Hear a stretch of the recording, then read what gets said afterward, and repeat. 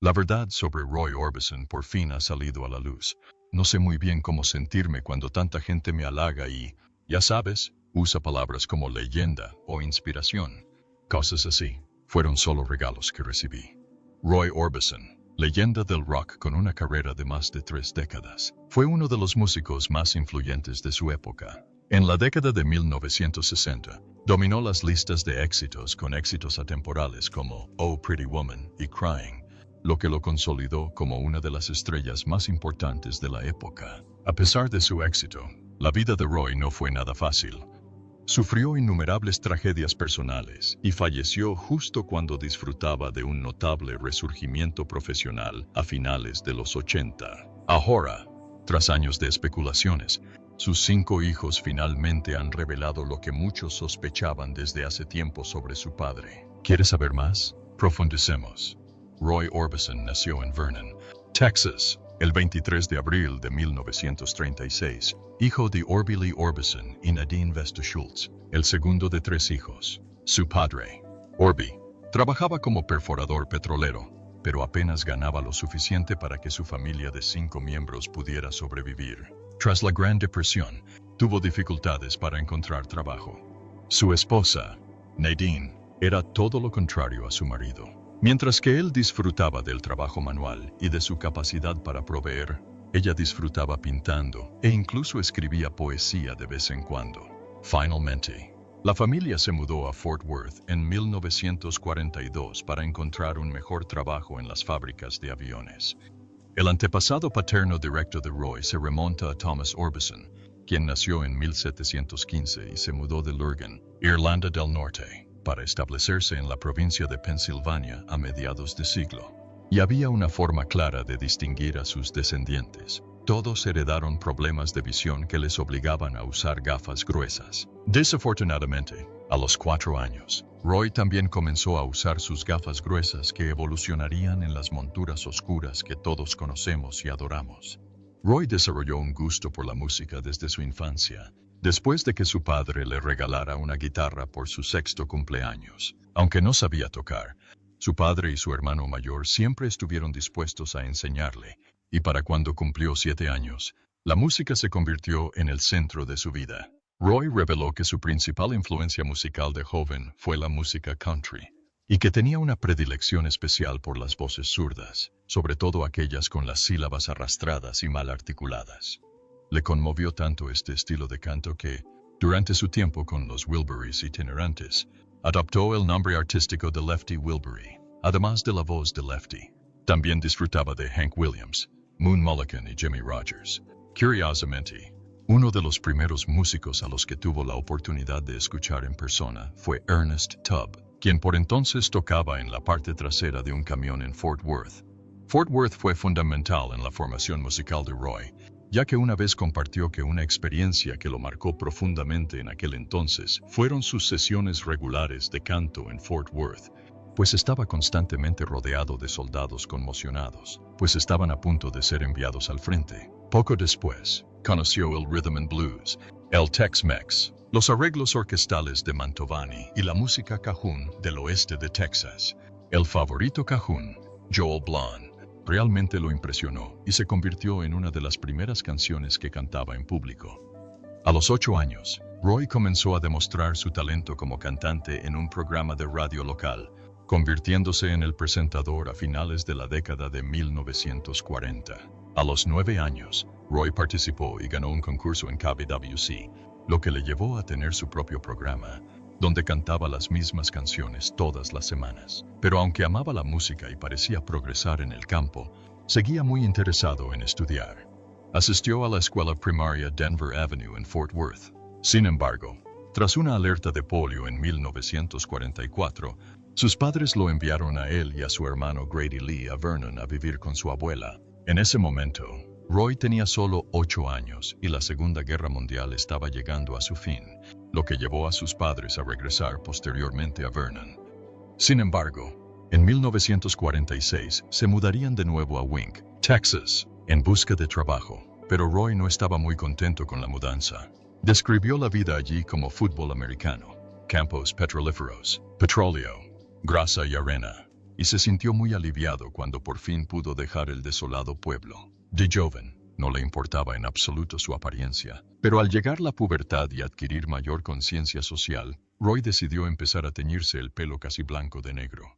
Era cohibido por su apariencia, y el pelo blanco no le ayudaba, ya que era tranquilo por naturaleza, reservado y notablemente educado y servicial. Roy era tan callado que, durante el recreo, solía sentarse solo a tocar la guitarra, mientras los demás niños estaban en el campo, jugando juntos. Esta actitud contribuía a su cohibición, ya que, debido a su falta de habilidad deportiva, se volvió muy tímido y lidiaba constantemente con una baja autoestima. Pero siempre que llegaba la hora de cantar, Roy dejaba atrás la timidez y, en cambio, se entusiasmaba por hacerlo. Aún así, seguía describiendo su voz como memorable, pero no especial. Puede que fuera tímido, pero en cuanto a música, siempre tenía las mejores ideas, y una de ellas daría lugar a la creación de su primera banda, Wink Westerners. Roy, de 13 años, tuvo la revelación de reunir a un par de personas y formar una banda. Fue a partir de esta revelación que Wink Westerners se formó en 1949 con 3 amigos del colegio que habían unido su pasión por la música. Billy Pat Ellis fue el baterista designado, Slav Evans el contrabajo, Richard West el piano y James Morrow la mandolina eléctrica.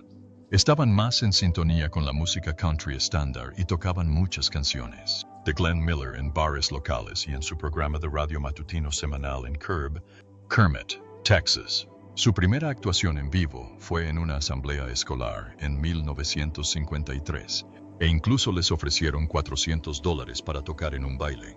Fue en ese momento que Roy se dio cuenta de que podía ganarse la vida con la música, así que al cumplir 15 años decidió que, en lugar de ser guitarrista, era hora de que la guitarra acompañara su canto. Con esta nueva decisión, la banda buscaba activamente trabajo y reconocimiento, así que participaron en un concurso de talentos en KMED Television en Midland, Texas, en 1953. Afortunadamente, ganaron el concurso y la recompensa fue un espacio de 30 minutos en un programa de televisión local. En cuanto terminó el programa, Roy le preguntó al dueño de la empresa patrocinadora si podía patrocinar al grupo para otros programas en curso.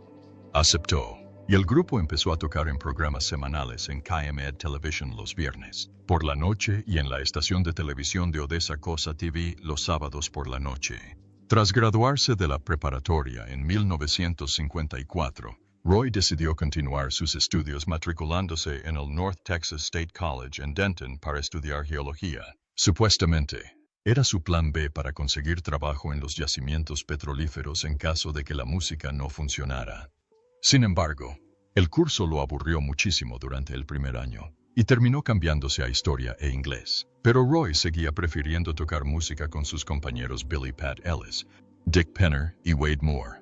Además, Penner y Moore habían escrito recientemente una canción rockabilly sencilla y pegadiza llamada Ooby Dooby, que impresionó a Orbison, lo que lo llevó a empezar a buscar cómo grabarla. Su determinación se fortaleció aún más al enterarse de que su compañero de escuela, Pat Boone, había firmado un contrato discográfico.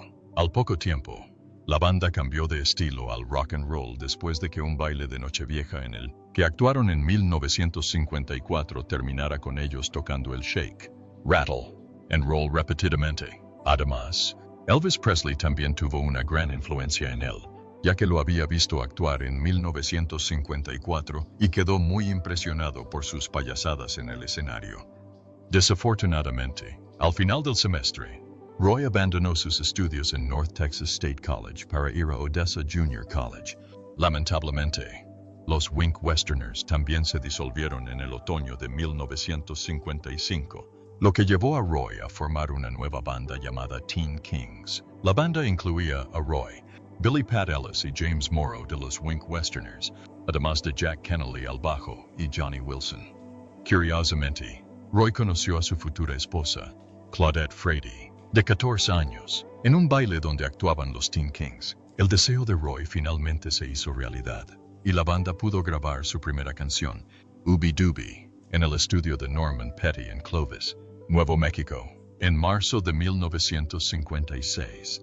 Poco después, fue publicada por el sello emergente G. Well, con sede en Odessa.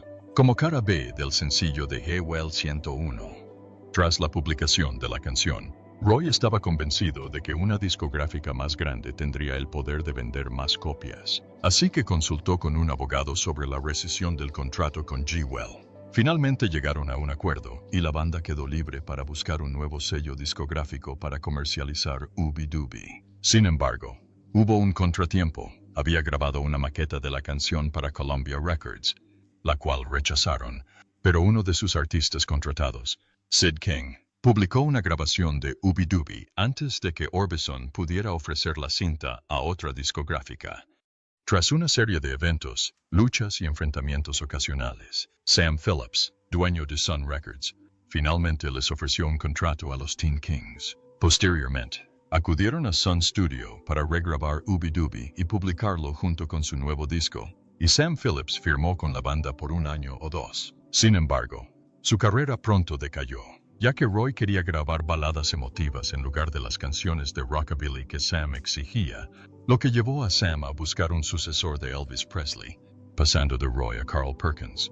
Poco después, Carl resultó gravemente herido en un accidente automovilístico, lo que les dio a los Teen Kings un respiro que resultó en el lanzamiento de Ooby Dooby, junto con Go Go Go, como sencillo de Sun 242 en mayo de 1956. Los Teen Kings pronto comenzaron una gira experimental por autocines del sur de Estados Unidos con Sonny James, Johnny Horton, Carl Perkins y Cash. Roy estaba muy influenciado por Elvis Presley y, como resultado, durante sus actuaciones, solía actuar frenéticamente, haciendo todo lo posible por conseguir aplausos, ya que creía que solo tenían un éxito.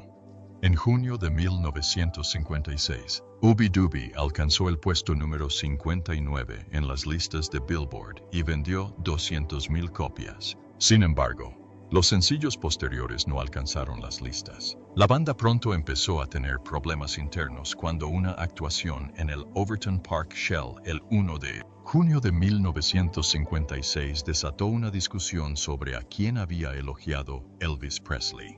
Al parecer, Elvis estaba entre el público en esta actuación, y Roy afirmó que el cantante lo había elogiado. Sin embargo, otro miembro de la banda argumentó que fue Jack Kennelly, el bajista de la banda, a quien Elvis elogió. Tampoco ayudó que Jack creyera que Roy quería ser una estrella a toda costa, y en cuanto Sam infló su ego, ya no pudo ser lo suficientemente humilde como para formar parte de una banda, lo que lo llevó a volverse egocéntrico. Y parecía ser cierto, ya que Roy pronto compró un Cadillac flamante y un anillo de diamantes con su primer cheque de regalías de Ooby Dooby. Pronto, la banda descubrió que los sueldos de los conciertos no cubrían sus gastos, y que la vida como banda de gira era una experiencia desmoralizante, ya que su contrato no incluía el pago de regalías cuando sus canciones sonaban en la radio, y Roy, lamentablemente, se había quedado sin dinero a finales de 1956. Tras recibir el apoyo de Norman Petty para grabar un sencillo sin los Teen Kings, Roy posiblemente empezó a considerarlo.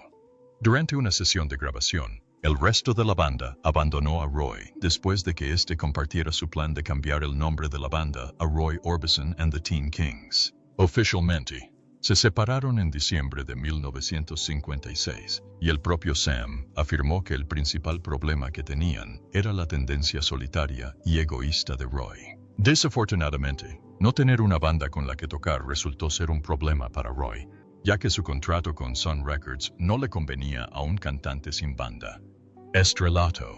Así que, en 1956, se propuso ser solista. Tras la separación, Roy se quedó con su novia Claudette en casa de Sam en Memphis. Ya era un artista en bancarrota que se dio cuenta de que no podría sobrevivir grabando, así que, después de unas semanas, volvió a la carretera para una gira con Johnny Cash, Sonny Burgess, Eddie Cochran y Gene Vincent, tocando principalmente canciones de otros artistas antes de terminar la gira con una propia. Por aquel entonces, Roy se había vuelto adicto a las pastillas para dormir y a la anfetamina, y tras conocer el círculo social de Elvis, llegó incluso a recoger a su cita en su Cadillac morado. En agosto de 1957, regresó al Sun Recording Studio y grabó varias canciones nuevas solo con su guitarra acústica, en lugar de con una banda. Sin embargo, Sus esfuerzos resultaron infructuosos y finalmente abandonó su carrera musical. Sam recordaba que le impresionaba más la maestría de Roy con la guitarra que su voz. Roy pronto regresó al oeste de Texas para estar con su hija de 16 años, Claudette, y pronto empezaron a hablar de casarse. Una vez más, Roy probó suerte cantando baladas, y tras escribir The Clown, recibió una respuesta tibia. Un productor de Sun Records incluso le dijo que nunca triunfaría como baladista. Aún así, se aseguró de presentar su balada Claudette a los cantantes que conoció en gira, y finalmente tuvo suerte en abril de 1958, cuando los Everly Brothers la grabaron como cara B de su éxito All I Have to Do Is Dream. Claudette logró alcanzar el puesto 30 en las listas de éxitos en marzo de 1959. Sin embargo, Roy pronto dejó Sun Records debido a una disputa sobre las regalías de la canción Claudette. Finalmente, Roy y Claudette se casaron en 1957, tuvieron su primer hijo en 1958, y con las regalías de Claudette, Roy compró el Cadillac nuevo más caro del mercado. Lamentablemente, él y su esposa gastaron el dinero con creces, pronto se arruinaron y se fueron a vivir con los padres de Roy en Wink. Al año siguiente, dejó de actuar durante 7 meses, ganándose la vida entre 1958 y 1959 en Acuff Rose Music, una firma de composición especializada en música country. Su trabajo consistía en escribir una canción, grabar varias cintas de demostración y enviárselas a Wesley Rose, quien buscaba artistas para grabarlas. Después de esto, trabajó con Chet Atkins, guitarrista de Elvis Presley, a quien también admiraba. La vida de Roy pronto se redujo a un ciclo de conciertos nocturnos, viviendo con su esposa y su hijo pequeño en un pequeño apartamento, y llevando su guitarra al coche para componer nuevas canciones. Su perseverancia dio sus frutos, y pronto conoció y trabajó con Fred Foster, productor de Monument Records, el sello discográfico al que pronto se cambiaría. En Monument, el estilo de Roy cobró vida y le dio a su música un sonido profesional y pulido, lo que finalmente le permitió dar rienda suelta a sus inclinaciones estilísticas. Pronto grabó 3 canciones nuevas, la más notable de las cuales fue Uptown, escrita con Joe Melson y publicada a finales de 1959. Joe quedó tan impresionado con el resultado que lo recordó como el sonido más hermoso del mundo en aquel momento. Uptown fue un éxito bastante modesto y la primera canción de Robbie Joe en llegar al Billboard Top 100. Curiosamente, este éxito llegó justo cuando la era del rock and roll de los años 50 estaba llegando a su fin. A principios de 1960, Roy y Joe colaboraron en otra canción, Only the Lonely Know the Way I Feel, que marcó un gran cambio respecto a la obra anterior de Roy. Incorporaron elementos de canciones anteriores, añadieron cuerdas y coristas, y Roy incluso demostró su potente voz con un notable falsete. A pesar de intentar venderle la canción a Elvis Presley en Memphis, Roy terminó grabándola en Nashville usando una nueva técnica de mezcla que se convirtió en su sonido característico. Only the Lonely fue un éxito rotundo, alcanzando el número 2 en el Billboard Hot 100 y encabezando las listas de éxitos en el Reino Unido y Australia, lo que lo catapultó al estrellato prácticamente de la noche a la mañana. Tras este éxito, Roy continuó adaptando canciones para destacar sus habilidades vocales. Él y Joe escribieron éxitos como Blue Angel y I'm Hurtin', que consolidaron la reputación de Roy como una voz única en la industria musical. Su mudanza a Nashville con su familia impulsó aún más su producción creativa, dando lugar a canciones como Running Scared, que exhibieron su rango vocal e intensidad emocional.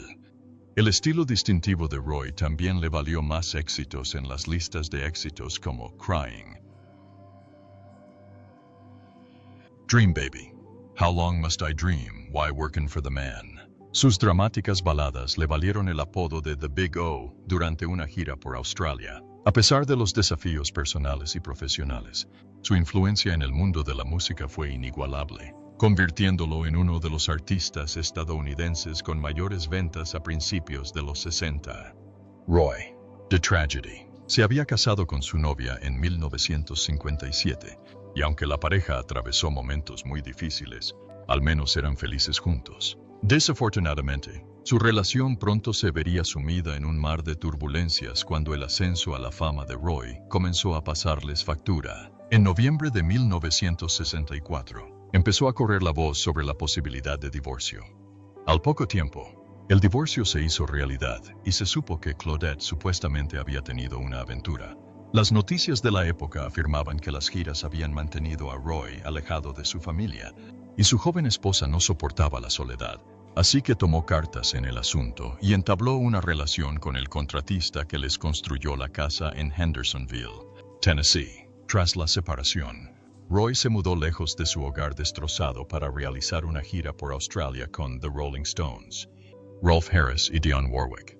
A pesar de aceptar un segundo puesto tras los Stones, la gira fue un triunfo para Roy, allanando el camino para su éxito número 1, Penny Arcade.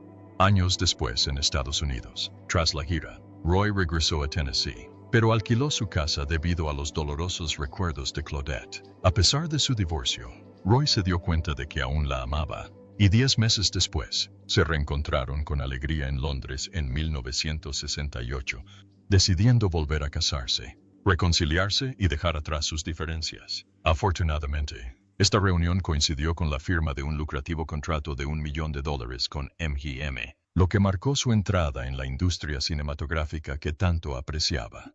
Esto le permitió viajar menos y pasar más tiempo en casa, y con más tiempo libre, Roy y Claudette se entregaron a su pasión compartida por las motos, participando frecuentemente en circuitos y giras por todo el mundo. La vida de Roy parecía segura con su familia reunida, pero durante una gira por Inglaterra, Roy sufrió un accidente de motocicleta, lo que marcó el comienzo de una serie de trágicos sucesos. A pesar de reconciliarse, su peligroso estilo de vida los atrapó, y otra tragedia los golpeó el 6 de junio de 1966, cuando Claudette chocó contra una camioneta mientras conducía su motocicleta, perdiendo trágicamente la vida.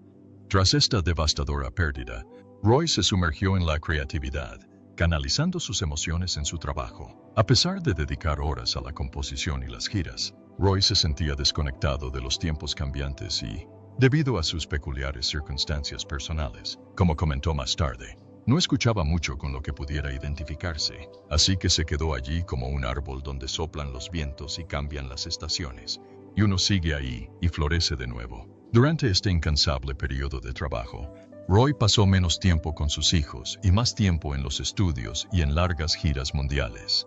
Otra catástrofe azotó Birmingham, Inglaterra, en septiembre de 1968. Cuando Roy se enteró de que un incendio había cobrado la vida de sus 2 hijos mayores en su casa de Tennessee. Estas pérdidas sumieron a Roy en una profunda conmoción emocional. Sin embargo, encontró algo de consuelo en 1969 al casarse con Barbara Jacobs, con quien posteriormente tendría 2 hijos. Desafortunadamente, su duelo afectó significativamente su capacidad para trabajar, y aunque recuperó la estabilidad en su vida personal, su carrera musical decayó. Roy resurgió en la década de 1980 con los Wilburys, itinerantes y un renovado aprecio por su trabajo en la cultura popular de los años 60. Sin embargo, las tragedias personales que sufrió continuaron marcando la última parte de su carrera.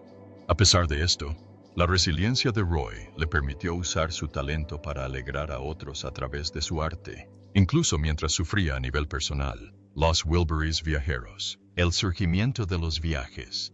Los Wilburys marcaron una convergencia única de leyendas del rock, cada una con un pasado histórico que desafiaba las reglas. Un simple mito. Provienen de los anales de una época pasada de trovadores errantes, pero en realidad eran un dúo musical de ensueño compuesto por Bob Dylan, George Harrison, Roy Orbison, Tom Petty y Jeff Lynne.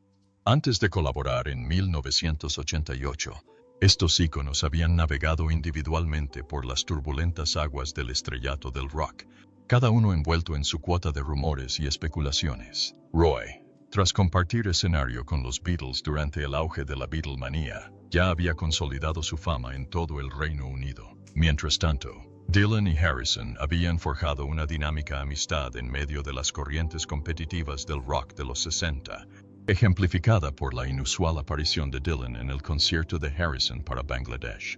La habilidad de Harrison para atraer talento a su círculo llevó a Jeff Lynne a producir Cloud 9, mientras que Dylan giraba junto a Tom Petty y los Heartbreakers, creando el escenario para un encuentro musical fortuito. La idea de los Wilburys itinerantes se sembró cuando Harrison reclutó a los demás para crear una cara B para su sencillo This Is Love. Petty fue contratado casualmente durante una visita para recuperar una guitarra, lo que resultó en el nacimiento de Handle with Care, una joya que pedía a gritos un álbum completo. Despojándose de sus personajes estelares, estas leyendas se deleitaron con la alegría de la creación, tejiendo una historia musical que abarcó varios géneros y épocas, personificando la esencia misma de la cultura americana. El apodo de Traveling Wilburys era un guiño a las travesuras de Lynn y Harrison en el estudio, y una ruptura deliberada con los nombres recargados de antaño. En el estudio, la magia reinaba, con ecos de rock, country y pop entrelazados para crear un supergrupo que encapsuló el alma colectiva de la música estadounidense. Su álbum debut, Traveling Wilburys Vol. 1, se lanzó con gran expectación y gran éxito de crítica, revitalizando las carreras de Dylan y Petty. El disco ganador del Grammy catapultó a los Wilburys a la fama, demostrando que parecían trabajar muy bien juntos. Trágicamente, el grupo quedó empañado por el prematuro fallecimiento de Roy en diciembre de 1988, lo que ensombreció sus proyectos futuros. A pesar de la visión de Harrison de una serie de álbumes y una película de los Wilburys, la llama del grupo se apagó. Después de 1991, aunque los miembros continuaron colaborando en varios proyectos en solitario, la reedición de 2007 de The Traveling Wilburys Collection reavivó el interés por su legado, con vídeos musicales y un documental que celebraba la enigmática trayectoria de la banda. La muerte de Roy dejó una profunda huella en los Wilburys, dando lugar a sentidos homenajes y a una reflexión sobre lo que pudo haber sido. El cuarteto restante, devastado por su pérdida, optó por no reemplazarlo, prefiriendo preservar la magia única de su breve pero impactante colaboración. Los Traveling Wilburys siempre serán recordados por su duradera unión y trabajo en equipo musical que definieron una época, su muerte y su legado. La carrera de Roy alcanzó su máximo apogeo en 1988. Su álbum Mystery Girl se completó en noviembre de 1988. Su carrera estaba en pleno resurgimiento, y el primer álbum de The Traveling Wilburys fue un éxito. El artista de 52 años ya estaba albergando la intención de escribir una autobiografía, e incluso esperaba que Martin Sheen lo interpretara. Una película biográfica. Después de todos los desafíos y tragedias que había vivido, seguramente estaba feliz de que las cosas le salieran bien esta vez. Solo tenía que preocuparse por los pequeños dolores en el pecho que le había contado a Johnny Cash. Pero fue solo un poco, y aún podía viajar a Europa para recibir un premio y dar un concierto en Amberes. Unos días después de su concierto, un representante del club de Boston donde actuaba le expresó su preocupación por el posible deterioro de la salud de Roy, pero el cantante se aseguró de terminar su actuación. Incluso actuó en el Teatro Front Row de Ohio el 4 de diciembre, y luego regresó a su casa en Hendersonville para relajarse unos días antes de volar a Londres para filmar 2 videos más. 2 días después, él y sus hijos volaron juntos en aviones de aeromodelismo y luego cenaron en casa de su madre. Lamentablemente, ese mismo día, moriría de un infarto a los 52 años. 9 años antes de su muerte, Roy se sometió a una cirugía a corazón abierto, conocida como triple bypass, un tipo común de cirugía cardíaca en adultos, para mejorar el flujo sanguíneo al corazón tras una restricción causada por una enfermedad coronaria, que se produce cuando la grasa se acumula en las arterias, restringiendo así el flujo sanguíneo. Tras la cirugía, Roy comenzó a tener problemas de peso, fluctuaciones que no controlaba debido a su afección cardíaca antes de su fallecimiento. Le sobrevivieron su segunda esposa, Barbara, sus 2 hijos, Roy Jr. y Alexander, y el hijo menor que tuvo con Claudette Wesley. Lamentablemente, Barbara falleció 23 años después de la muerte de su esposo por cáncer de cuello uterino, dejando a sus 3 hermanos huérfanos. Sin embargo, permanecen unidos por el amor y la admiración por su padre, lo que los impulsa a esforzarse constantemente por mantener viva su memoria. Alex, también conocido como Orby, es baterista, escritor, director y productor de cine. También es presidente de Still Working Music Group, una editorial, y presidente y cofundador de Roy's Boys LLC, donde gestiona el legado de su padre junto con sus hermanos. Roy Orbison Jr., por su parte, Siguió los pasos de su padre y se convirtió en músico y productor discográfico. Juntos, los hijos produjeron y remasterizaron una canción completamente inédita que se lanzó al público en 2014. Para ellos, escuchar de nuevo la voz de su padre fue un momento crucial. 9 temas inéditos del ícono de los 60 se lanzaron en la edición de lujo de Mystery Girl. Los hermanos Orbison pudieron cumplir el sueño de toda su vida de tocar junto a su padre en un disco, añadiendo guitarra y batería a las pistas. Además, cantaron con John Carter Cash, hijo de Johnny Cash, el legendario cantante de country, que se sumó a la realeza del rock, actuaciones en el álbum. Según Alex, todo el proceso realmente unió a los hermanos. Juntos en muchos sentidos, sus padres sin duda estarían orgullosos de ellos. Cuéntanos cómo te inspiró la increíble historia de Roy en los comentarios.